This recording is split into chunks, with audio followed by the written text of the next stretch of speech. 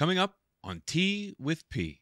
It's personal development coaching, and it's like getting yourself priming yourself for the day and getting yourself emotionally ready for the day so you're positive going into it. Without it's setting yourself up to basically to win for the day. Like I'm just finishing up a grow off for the Great Canadian Grow Off, so I'm running that genetic. I'm just finishing up that dead unicorn, which is actually a project between 2 other growers, and we're going to be testing results between 3 different ways of growing the same genetic. Don't get me wrong, though, bro. I totally agree with you, man.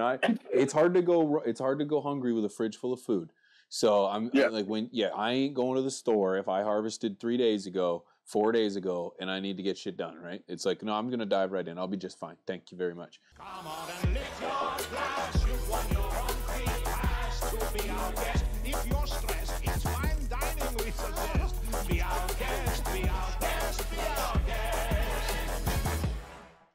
Man, it's awesome over here, bro. Thank you so much for coming on, man. What are you smoking on right now? That looks like a poker. I'm smoking on some Fat Bastard right now. Oh, some Fat Bastard. Yeah, that's yours. That's yours, isn't it? Yeah, man. Yeah, that a boy. Matt, man, I know who you are. I know all about you. You and I have known each other for what feels like a couple years now.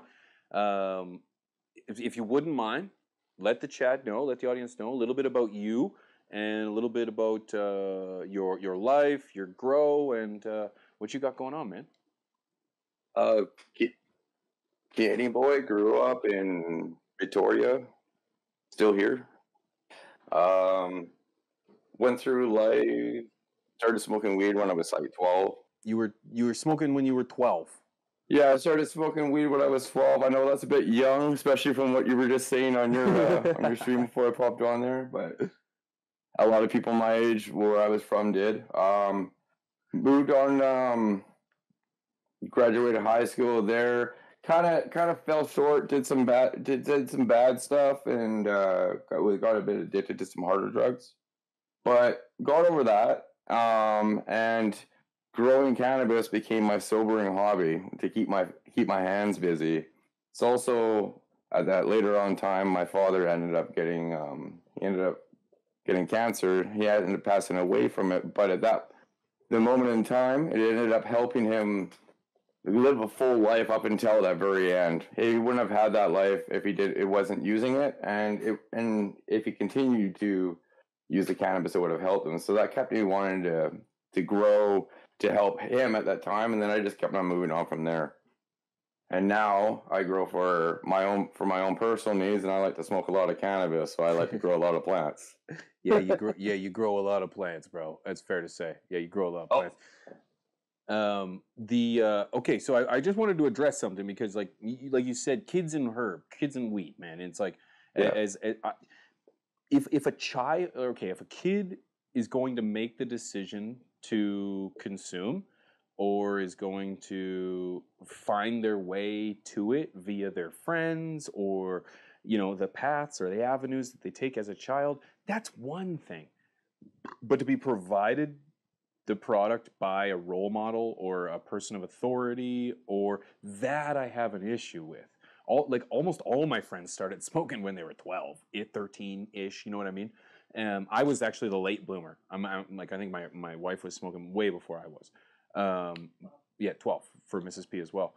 And the thing is that like that I don't think, well, it's not fine, but that's life, man. That's what happens, I think it's different when you've got a person of authority providing you this product and then it's almost like the only avenue to choose from. So I just wanted to clarify that because I don't want anyone to feel bad for smoking weed at 12. Oh, and the point you made about epilepsy, it's a great one for epilepsy for children, but it's not used in a smoking manner. A lot of the times it can be juiced or, like you said, with tinctures.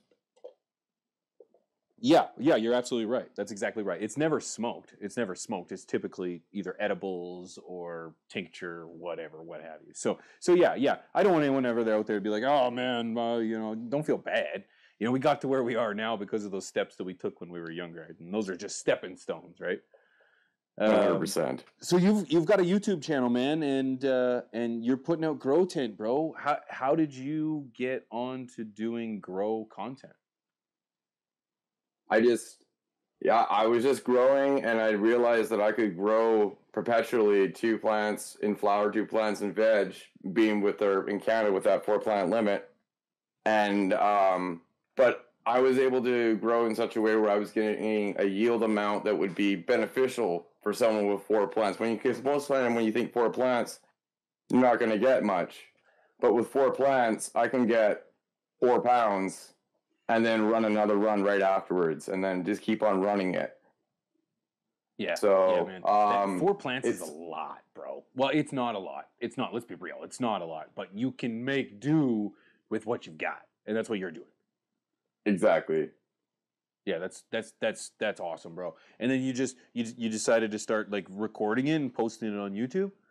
Yeah, because I felt that if I was able to do it, then I was able to teach other people to do it, to be able to support themselves. So that keeps them out of the dispensary, from buying the dispensary kind of weed.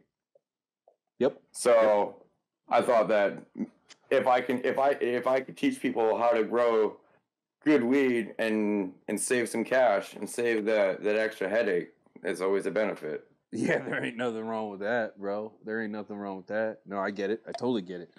And I'm kind of curious because, like, bro, we hang out like every weekend, every Sunday. You hang out. We do wake and bakes. We chill. I love that shit. And you show off your garden, man. And my biggest question, I've asked you this a few times in the chat, but now I get to actually ask you face to face in a way. How on earth do you balance the time between family? Because you got a family, right? You got a family. Yeah. Yeah. How do you balance that time? Actually, some of the stuff I've been doing personal coaching with Johnny B in the morning time. He does a personal coaching thing, and it's really helped. And I schedule everything with my life. Yep. And I make sure though that I'm scheduling in family time through every day. I make sure I spend the majority of my time is on family. Like I spent 32 hours a week last week with my family and not doing garden stuff and work stuff. But I'm in a position where I'm able to work part-time in glass because my boss is able only to work so much. Because of that, I'm able to work on my website, or work on my garden, or work on my channel, do lives, answer questions for people, and then still have time with the family. So I get up every morning at 5 a.m. and I go to bed every day at 10. So normally, yeah. It's 8 now. I'll be asleep in 2 hours probably. Yeah, right. Because you're PST too, bro. Honestly, bro, scheduling out family time is like genius because it's so easy to just skip over it because it's like it's free time, in my opinion. Yes. In my opinion, I cherish my family time, but that's free time. That's time where you can be chasing your dreams. That's the time that you could be catching up on yesterday's work. That's the time that you could be doing whatever's we got scheduled for tomorrow. It's like, I get it.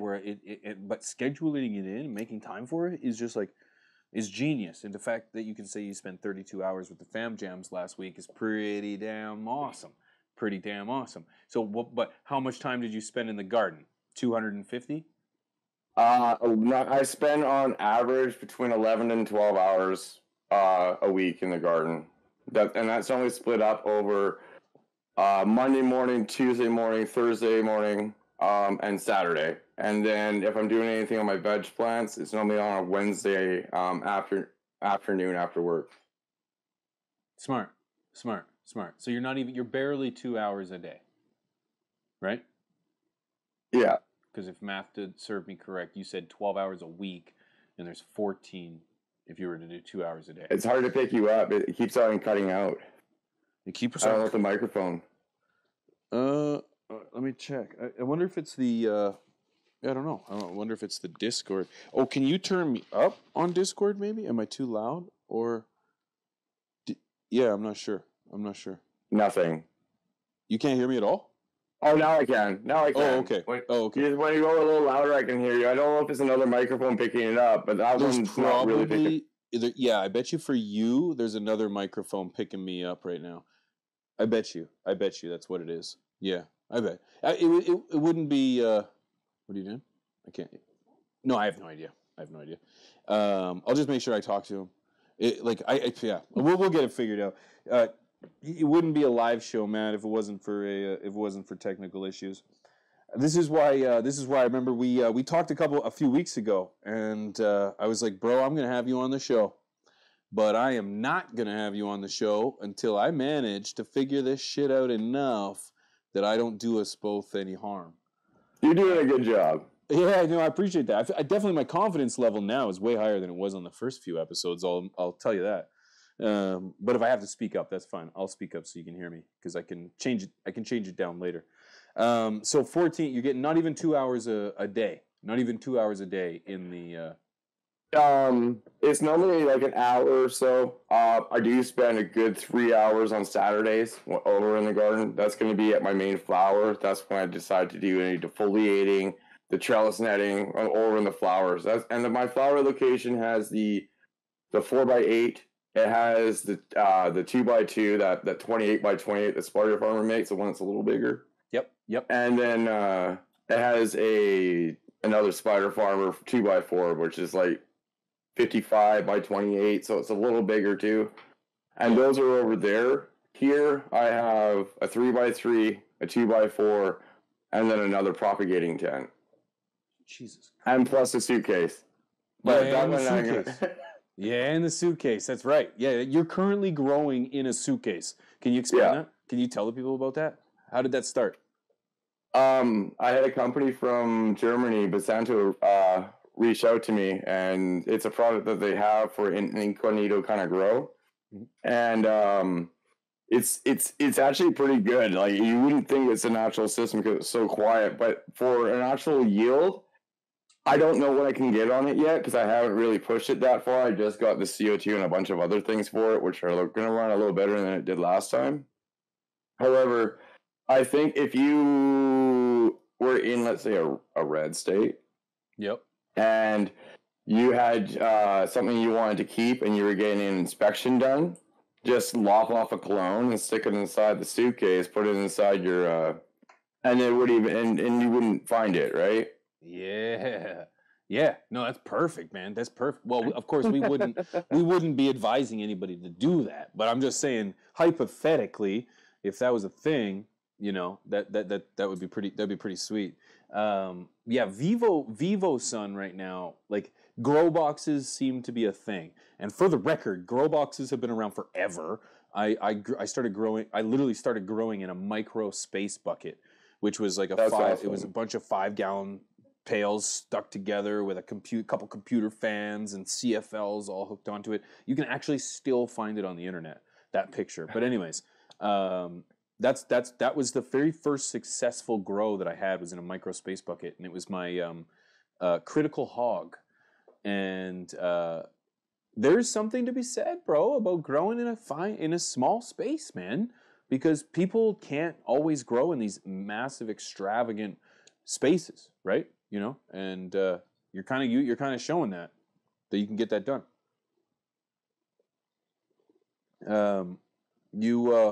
Is that great? I saw you light a new one. Is that Fat Bastard? Number 2.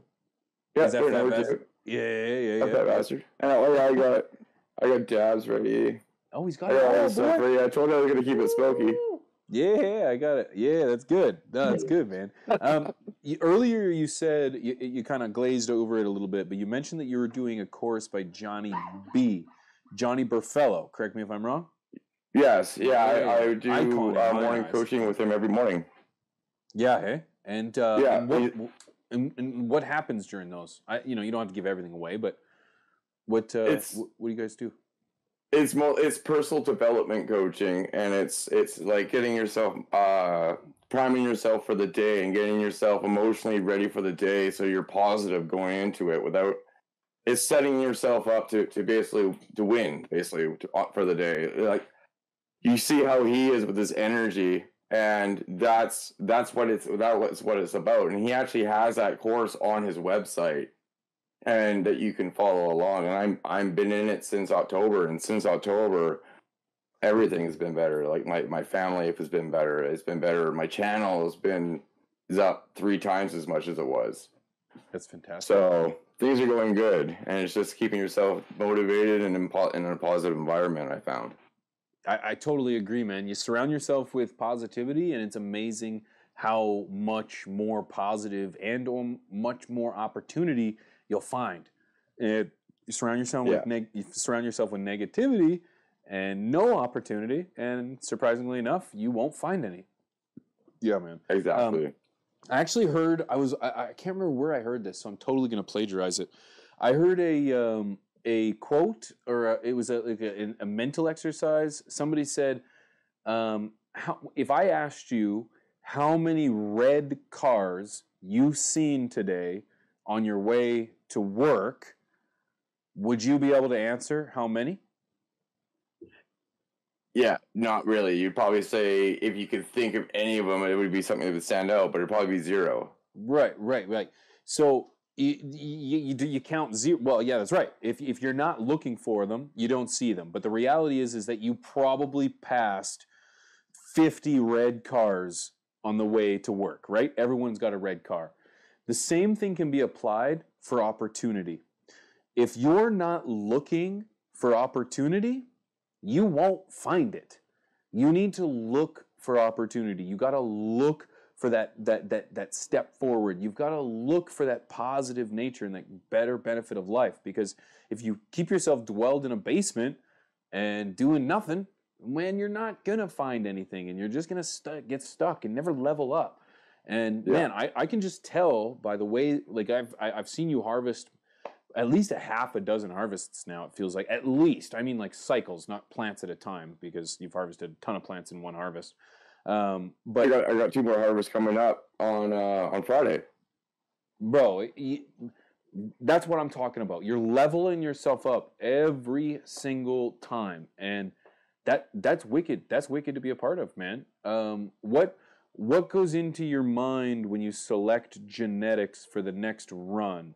Is it something that flows into that attitude, that ease of lifestyle? Oh, I didn't pick up any of that. How do you choose your next genetic? When you go into your garden, how do you choose that next genetic in order to keep that momentum going?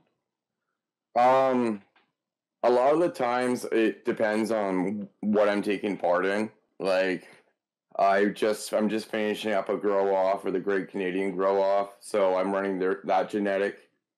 I'm just finishing up that dead unicorn, which is actually a project between 2 other growers, and we're going to be testing. We're going to be testing results between 3 different ways of growing the same genetic. So that's kind of a cool little experiment, and it's all going to be sent in and then tested with data labs, and it's all going to have the sheet with all the printouts. Same with that the other one. So with right now, I've been working with Fraser Valley Beans for a while, and he's a Canadian breeder out of Vancouver. He's really good genetics, and you've seen a lot of those genetics I've been putting up, like the peanut butter and jam, the cherry LePew, the oh Jesus that I'm growing right now. These are all his genetics that I just been running, and normally I have a big sack of them, and I just kind of pick which one I want to do next. That's the only one to try to base it off of, and I have the 3 different flowering tents, so I can just do 3 different ways. And what are you looking for when it comes to, like, are you a gassy guy? Are you a flower guy? What do you like? I like fruity citrus. I'm a fruity citrus guy. Free citrus? Fruity citrus. Fruity, so fruity citrus. Yeah, and it could be whatever kinds of fruit. It could be the cherry, or it could be like a raspberry, kind of like that peanut butter and jam was. Like, I like that with a little bit of I like citrus, but then like the funk is good too. It's nice to switch it up, but that's why I like running more than 1 tent, so you can have a variety right now. I got Fat Bastard right now and Form Stomper, which is just finishing up. So, and then now I'm going to have Monster Skunks coming down, and Chocolate Marshmallows coming down on Friday. So that's some more variety. Add a little bit more with the dead unicorn that comes down on March 9th. And I know that you're harvesting by hand, but how the hell do you harvest those plants, bro? Like trim? Yeah. Oh, he's got some tools. Google Gadget trim. Just by hand, baby. Yeah, Just man. by hand. Oh, and this is where he flexes. He does it with his arms. Oh, and the buckets yet trim bin. Yep. But I got a set, so there's always somebody else in the family that does it with me. Don't worry, the ones that are of age. It's normally me, the fiance, and the older kid. That's a lot. Yeah. That is a That's lot. why I always laugh when he says that, because he's not absolutely wrong. If you're gonna smoke it, you got to put in the work. That's the truth, bro. That's the truth. And I could tell by the dust on those that you had never used them before. That's the first harvest. Just kidding, because they're covered. They're caked in trichomes, bro. Man, that's wicked, I bro. try to keep them clean. They sell, did you know that they sell the refills? Like, you can actually get new screens for the bottom once they go. Oh, okay. No, I had no idea. Are they those are screws? Yeah, do they screw off and then you can get new screens off the website? Okay, what about show me the other side. Just yeah. Oh, okay. I thought maybe there was like a rim or something that they was like getting caught, like the trichomes would get lost in there or something. But no. No, they do well. No, that's good. That's great technology, man. You ever used a bowl trimmer, bro? No. No, I even hand trim my when they're even that small. Yeah. And I make sure everybody trims them too. Good. Yeah, good. Yeah, I always imagine, if it's anything like my house, it starts off with a quality trim, and then by the end of the harvest, everybody's just chucking everything with leaves on it. Just like, no, this is no good. No, this is no good. I'm like, what are you talking about? That's quality bud. Oh, with the sea vaults too. I like that. Yeah, I like that. And what's this? This is a form stomper. Oh, by Mephisto? Or yes. Yeah, Mephisto. Yeah, nice. Is that an auto? Yes. Yeah. I might have to get my hands on that Mephisto because Mephisto's just killing it, and that forum stomper I've had a couple times, and it is it's a crowd pleaser, bro. Love that stuff, man. It's a good one for sure. Oh yeah, and you do sea vaults now, don't you? Yeah, sea vaults and grove bags. Sea vaults and grove.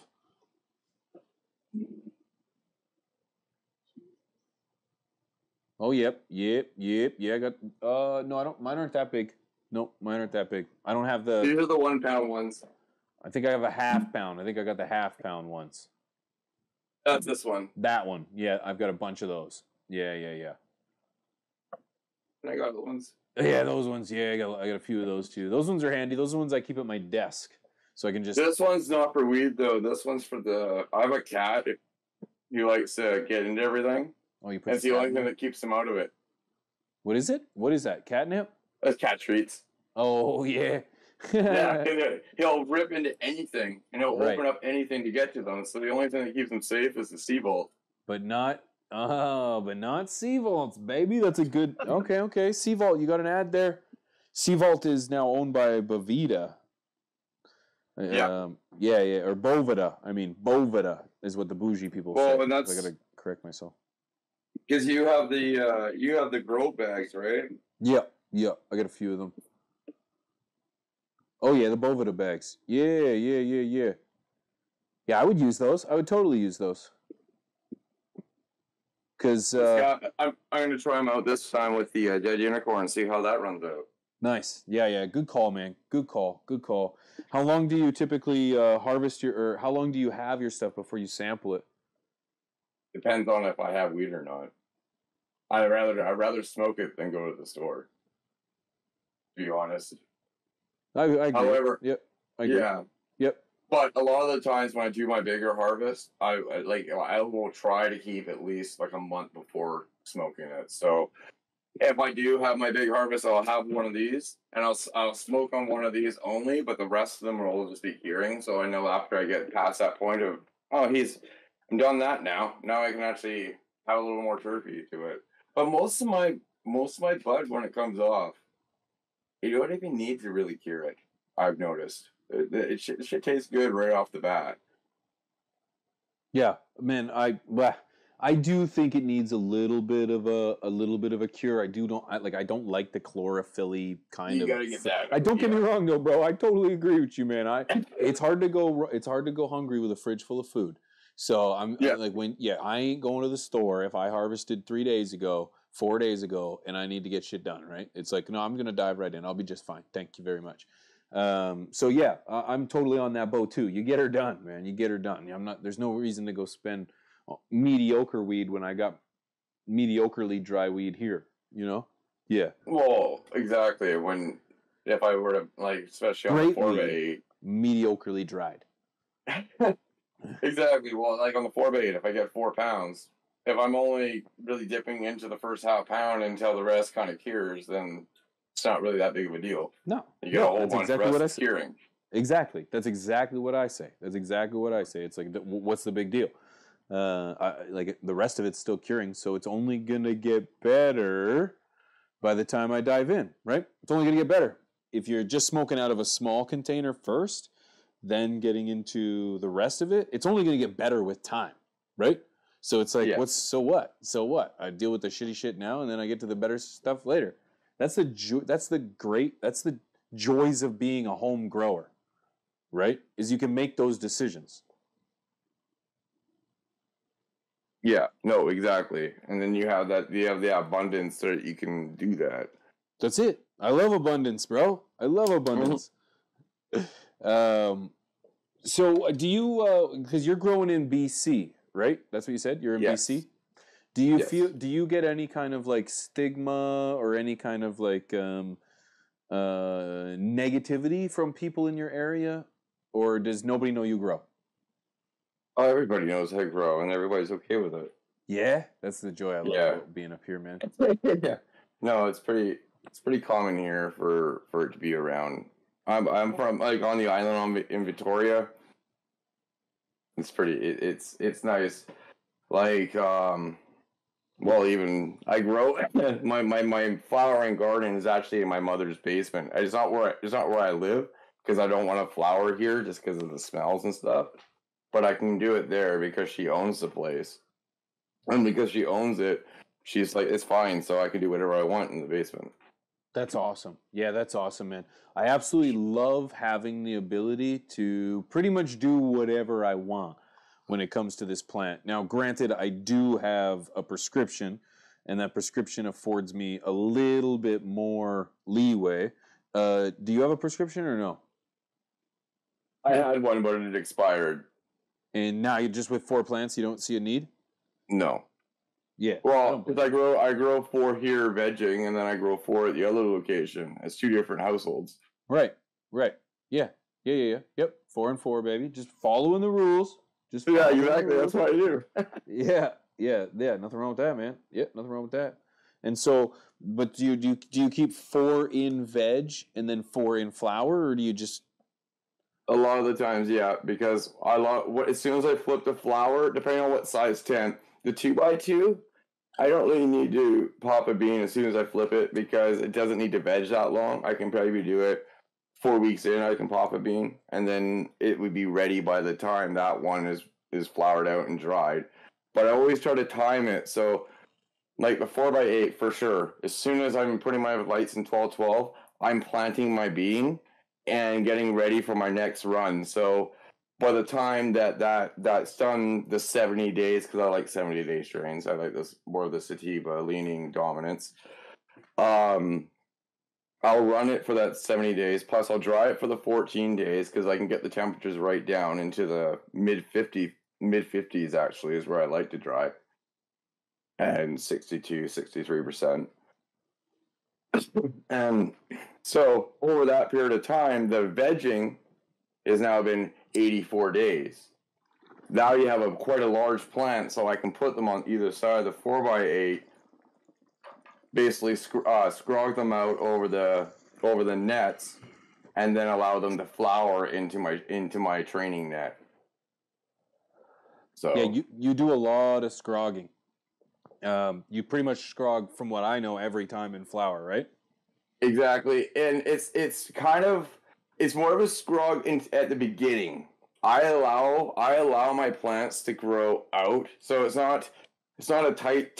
It's not like a tight scrog, kind of like what Northern Scrogger does, where he does more of a tight one as he's flowering, so it's a full canopy like that.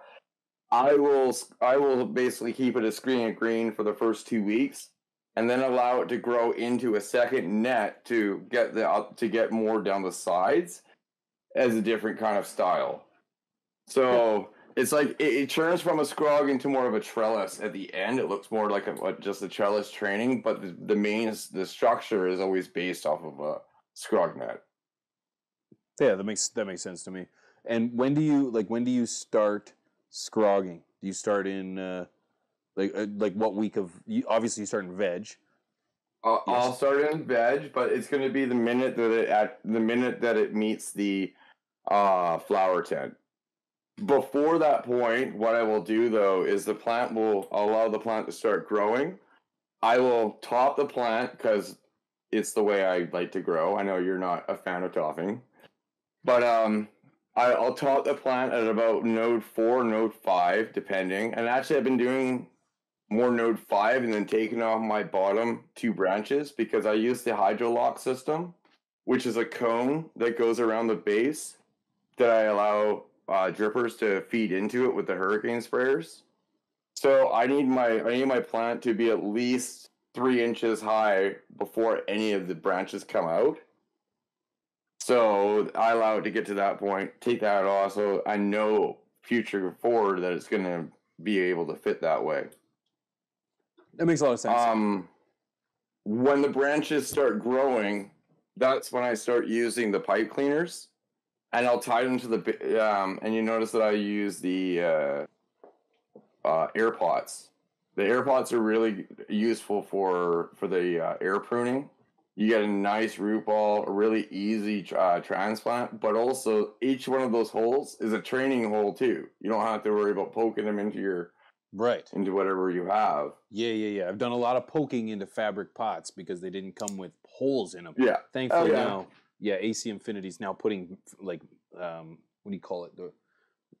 With the ring, the grommets. They're coming grommets, and it's like, why is this now coming? It's 2024. So, and then at that point, I'll just take my branches, and then I'll start bringing them down to make a symmetrical. I just always say like a tabletop, right? You want to try to keep your tabletop as circle as you can, depending on your tent, or if you want to do a 2x4, I kind of make it more of a rectangle. And just get ready for that scrog. So that's why you'll have so many of those tie downs on the plants before they go into the flower tent. Once they go in the flower tent, all the pipe cleaners come out, the net goes on day one. But the minute that it's in there, they're not sitting in there without a net. So they get into the net right away, take out the pipe cleaners, and then the net now becomes where the pipe cleaners were. Then I can start moving through that. Once I fill that up, flip it, and then you're good to go. You start doing your training from there. Okay. So at what week? So you might have just said this, but at what week are you topping? You said you top, but at what week are you topping? It's going to be depending on the growth pattern, but it's going to be at node 4 or 5. So the top, I only top once. Every one of my plants is only taught once, and then the rest of it is just LST, because once you take down the apex dominance, it will start spreading out the rest of the branches from there. Okay, yeah, that seems consistent, man. And for the record, I have no preference of topping whatsoever. I'm a YouTuber, and I chase views, and I created a video, Stop Topping Your Plants. I could care less if people top their plants. But it works for some, doesn't work for others, or it can work for most, I guess, really. But I think that's great. Topping by the 5th node, that's going to give you the control to be able then to take the bottom branches and then use them as the majority of your scrub. Right, because then at that point you're elastine, right? Right. You don't need to be. You could have 4 or 5. You could have your fifth node take off the 2 bottoms, right? You have 8. You have 8 branches. You got 8 main branches to go off from there. So those 8 main branches will have all the lateral growth that you'll need to start filling in that trellis. Yeah, I totally agree. And then just to play devil's avocado, because now you mentioned that I don't like topping, all I would do is I would, rather than hit that 5th node, I would just start bending by the 3rd node, and I would just take all of those tops and incorporate them into the SCROG. I really think it's just a matter of tomato, to be honest with you. But it sounds like you might be able to speak to that. Do you ever find when you do that the leading top tries to still grow faster? Even if you pin it all the way down flat, the leading top will still try to grow faster than the rest of it? Yep, 100%. But it doesn't get any fatter. So it'll continue to grow. I'll just tuck the top more than the rest, but at the same time, there's more shoots, more tops coming from that top at the same time. So as it's progressing, I'm getting more, right? So it does, and that becomes my argument for why I don't top, is I just handle the top rather than remove it. Exactly. Yeah, I a lot of the times I like things being absolutely symmetrical. 100%. Everything. Like, look at the way that I line up my highlighters. It's the way. So if I have one top that's starting to want to take off more than the rest of it, that's when I've done it before, and I've always got frustrated with where that top's wanting to go, and always had that one back corner that's had a little bit more flower in it than the rest of it does, but it's the hardest to reach part of the tent. Of course. Yep. I've been there too. Yep. 100%. Been there too. Yep. Back corner of the tent. Your beautiful bud back there. Yeah. That's just because that's where you tucked it to. That's right. That's where the last place she settled in on. No, I get it. 100%. And that's why growing this plant is so beautiful, because you can do it one way, or you can do it the other, or you can find your own way and do it that way instead. And exactly. I feel like the internet's just full of people that are just doing it their way, and they think that's the only way it can be done. And that's a huge issue. That's a huge issue. And that's what I can appreciate about your channel too, is that you're showing a diverse way of taking on this plant. And whether you're taking on the veg stage, the training stage, cloning, you're doing it all over there, man.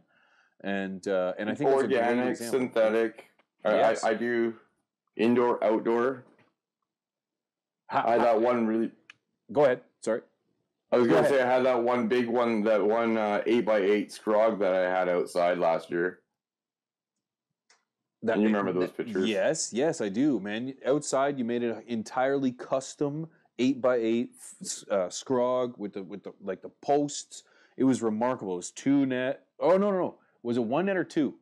2 nets. It was 2. Okay, it was 2 nets. Now, and that was last summer, if I'm not mistaken, man. And that was by far probably the best SCROG that I've ever seen outdoors, let alone indoors. Like, I thought it was an incredible SCROG anyways. Just, that was remarkable, man. What was trimming like for that?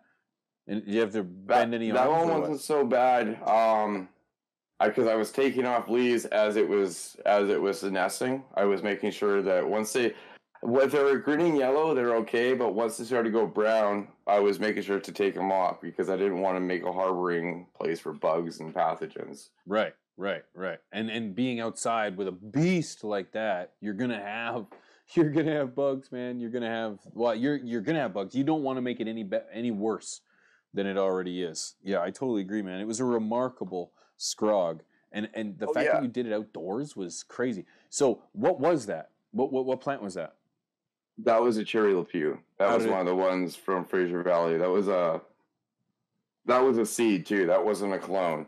But the 2 ones I did inside that I got the 4 pounds off the 2 plants, just the previous run that I just did, those were the 2 clones from the plant that was outside. Before I took it outside, I took some clones off of it, and I ran those 2 in the 4x8, and that's what I got. Oh my gosh! And how did it smoke, man? Even though it was outdoor, how did it smoke? Oh, it was so tasty. It was outdoor. It was like being sun grown, and it was 100% organic outside. The only things I was using from, because I use a lot of stuff from Raw by MPK Industries, right? Yep. But the only things I used on that plant from Raw was the cane molasses, which is a powdered form, and it's organic. Same with the yucca, and I think I used kelp. I think I used the kelp extract just to get a little of the hormones from that into the plant. Okay. Wow. And it was remarkable. Like it was a beautiful, beautiful plant. And you obviously started that indoors, right? Yes, the actual bean was planted the last week of March, and then I had it indoors until I think June, right after the main law weekend, or for BC. So it was right after the last weekend of May. Yeah. Okay, last weekend in May. Okay. So you got in a lot earlier than I get in. We can't get in until June 1st. It would have been about the same time. About the same time? Yeah. April, May, June. Yeah, I think I put it in around, like the end of May, like May 30th. Oh, okay. Oh, yeah. Okay, yeah. And yeah, I just listen to a bunch of old people around me, and I don't go before the 1st, no matter what. I don't know what it is. Old people just say no, it's a good call. There's a website, I can't remember off the top of my head, but I normally just type in just like daylight hours, and I go by that, and just as soon as I see that the daylight hours on that chart hit, and it probably doesn't change really after every year, but that's the time exactly. I'm just like, okay, that's when I'm going to put you outside. I also have to keep an eye on temperatures. Temperatures are a killer outside too, especially being in Canada. You can get some pretty gnarly ones at nighttime. Yeah, bro. Like June 1st, it's not unusual to still see freezing temperatures where I'm at. So it's you got to be careful. You got to be careful because you can put those plants out that you work so hard on, and then they're dead because it freezes and you're hooped. Yeah. That's why I want them to be strong and beefy, and then they can be a little more hardy, or they can handle that change in temperature. Well, go ahead. And that's why my outdoor plant, being Cherry Lepew, it was a 70-day flower. It could go even longer if I wanted it. Being that kind of plant, my outdoor wasn't able to finish. So I had that structure, but I only ended up getting, I believe, just over a pound on it. I wasn't getting the weight that I would have gotten if I could go 2 more weeks. That last 2 weeks of flower, you get so much weight on it. That's why a good suggestion for anybody is to make sure that you just make sure it finishes. Don't take it too early, because you're gonna lose. You're only gonna get a fifth of what your plant's gonna give you if you go early. Oh, bro. I literally harvested probably the first half of all of my, like, I just think of all the harvests I've ever had. I probably harvested the first half of all my harvests 2 weeks too early, man. Because, not so much harvested them early, but I started draining them too early, because every nutrient company I had would say, start flushing at week 8. And so I'd start flushing at week 8. And it's like, no. And then some say start flushing 2 weeks before harvest. So then I'm like, oh, so now I got to flush at week 6? Okay, so at week 6, I'm going to start flushing, and then there's going to be and then by the time they get week 8, they've got nothing. They're dead, they're dilapidated, they're just... So it's like, there's a lot of misinformation out there in regards to how to time your harvest perfectly. And a lot of that has to do with the fact that I feel like it's not explicit enough on when to flush, if to flush, how long, and how much, kind of thing. But it's also totally based off of how much you feed. Right. I personally feed, I would say, for people that use EC, I just go by ppm. Why don't I just go by ppm? I'll feed 700 ppm to 900 ppm. That's my veg. In flower, I'm not going above 1100 ppm. because I'm making sure that I'm using my same solution that I always use. I'm not missing anything in that solution, and I'm making sure I'm feeding exactly what it needs and not doing the 3,000 ppm. If you're doing the 3,000 ppm, you better be flushing earlier to get rid of whatever mobile nutrients you can. The immobile nutrients are already in there, but the mobile nutrients, you try to get rid of that as much as you can. You might want to start a little earlier than if you were hitting exactly what it needs. And exactly what Chaotic just said. It isn't necessary. If you know exactly what your plant needs the entire time, you can get there. It will do it itself. But a lot of people overfeed just because if they're reading what the package says and they're actually feeding what the package says to feed, you're overfeeding by that point. Most of the time, I don't really go above half. I don't go above half of what the package says, and I still get 1,000 or 1,100 ppm. Yeah. I think I'm pushing. I think I'm about 12 at most, 12, 13 max, give or take, pushing out. That's with everything that I add in. But no, you make up some good points in regards to overfeeding. You got to remember, a lot of these nutrient companies will tell you how often should you feed. Some of them will tell you every day or every feed, not every day, every feed. So every time that you go to add new liquid into your pot, and some will tell you that you should add nutrients. Well, of course they're going to tell you that, because then you're going to go through your nutrients in twice the amount of time as it would have taken if you had just done it half the amount of time. I personally find, and of course this is going to be cultivar specific, but I personally find that you can get away with half. So if someone's, as you just said, if it's going to say that you want to do every single day, I'll water, feed, and I find I have just the same results as to whether or not I'm feeding every time or half the time. And is that in cocoa or is that in potting mix? Potting mix. So yeah, you're in potting mix. Yeah. I personally grow in cocoa, so I feed every time, and that's where the difference will lay. A lot of the times is some retention. It is in medium. If you're in a potting mix and you don't want to be hitting it every single time, I would be doing what you're doing. Hit it once, then water. Hit it once. Sometimes, depending on where you are, in an earlier veg, you can even do it. Feed and then 2 waters and then a feed, depending if where you're at. Just listen to your plants. Your plants will tell you what they need. Yeah, I totally agree, man. There's no reason to feed more than you have to. This is your money, man. This is your money. The nutrients aren't free. This is your money that's going into the pot. And if you can get away with doing a water, feed, or water, feed, then do it. Do it. 100%. Just know your plants are going to tell you. Your plants are going to tell you whether they have what they need or they don't have what they need. Then, some people are going to say, no. And I kind of had this conversation when I was like, are all nutrients the same in regards to some companies be like, nope. You need a little bit more of this at the end. You shouldn't be underfeeding. You should be giving it more phosphate. You should be giving it more sugars, more carbs. Whereas others will say, no, give it less. So there is that proprietary level of particularly when you're using salt-based, more so than organic. But nonetheless, there are organic blends for organic farmers that are going to be different than other organic or other flowering blends. I'm sorry, I said that wrong. There's flowering blends, different flowering blends for organic growers. That's what I'm trying to say. That'll be proprietary. That'll be so much of this and not enough of this, or too much of that and more of this, so on and so forth. So, yeah, you gotta be careful not to get sucked down that nutrient hole, if you will, because it exists.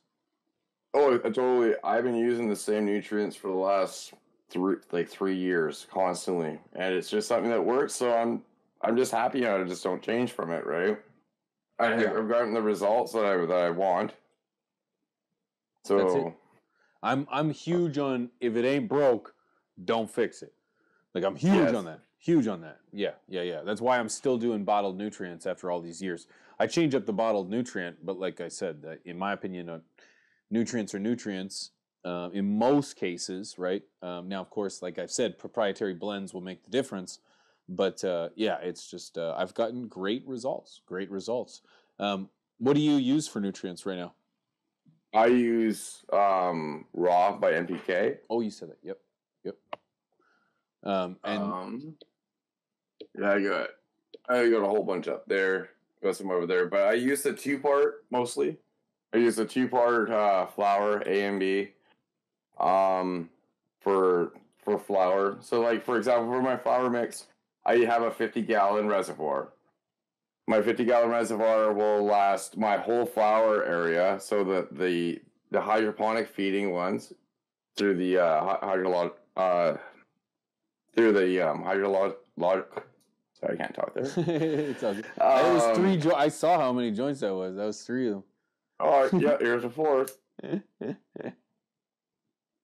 But yeah, through the hydrologic. Yep. That gets fed 2 times daily. Once at 6 a.m., once at noon. My lights turn on at 6. They turn off at 6. So, that reservoir will feed that tent, and it will also allow me to hand feed the other 2 tents when I go in there in the morning times. For that reservoir, for 50 gallons, I would give it 130 grams of A, 130 grams of B. Then I would give it 2.5 teaspoons of the tech grade amino acids. But hold on. Then for mixing purposes, what I would do is the A and the amino acids would be done together, because the A is the cal nitrate and the amino acids will help chelate that the calcium within that. Then that gets mixed up. I make sure that's thoroughly mixed. If I'm in the first 3 weeks of flour, I'll add CalMag at this point, just to add a little bit extra for when the plant's growing, to make sure I get enough calcium into the proper parts of the plant. It will be shot through with the aminos, but you want to make sure you have calcium pectate in the actual layers of your plant, because you don't want to get molds and stuff from the water buildup if you have stretchy, bad limbs. So I'll do that for my 8. That's for my first bucket that I'll put in. So I'll do that mid as it's filling up. Second bucket will be my B. So that's everything else that's not the calcium nitrate, because calcium will bind with your sulfates and phosphates, causing gypsum and what have you, right? Yes, so you don't really want that. Yep. So that goes in there. Depending on the stage of flour, I'll add in 5 scoops. So that's 2.5 grams of 2.5 teaspoons of phosphorus, and then I'll add in half that amount of the potassium. So just probably 2 or 3 scoops of the potassium sulfate that I have, and they all come in separate packages. At that point, I'll add a little bit of, and then that's that. If it was after the first 3 weeks of flour to the end, I'll add in B Vital, which is magnesium sulfate plus B vitamins.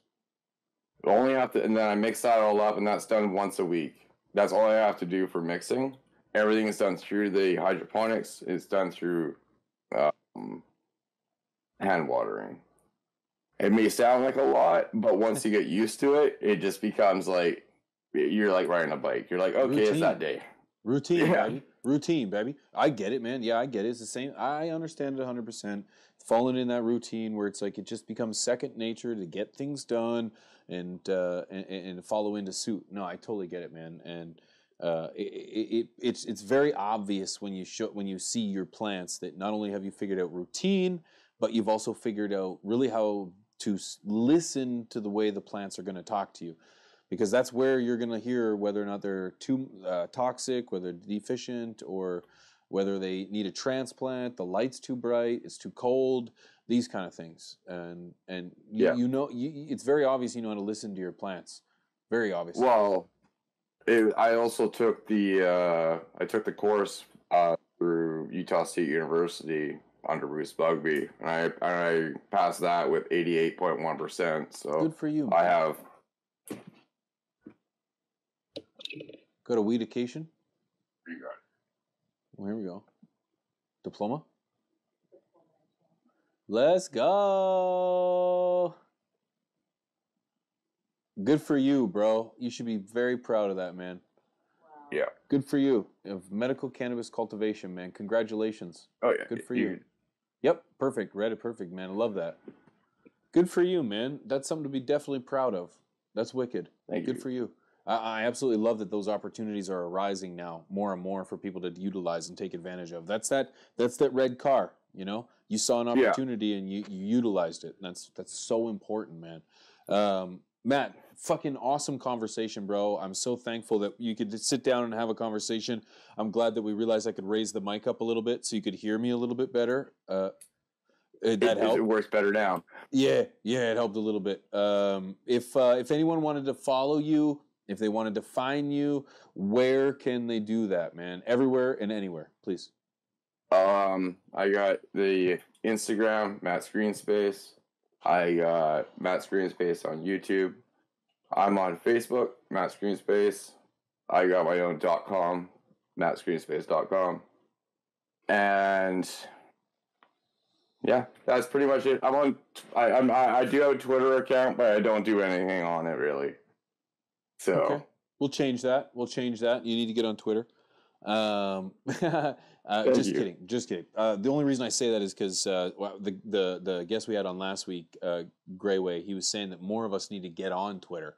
But then I was following him later on, and he was saying, "Fuck, I've been suppressed all week. My content's being suppressed." I was like, "Welcome to trying to create content on the internet, boy, because this content is not appreciated by anyone." Oh man, that's corporate.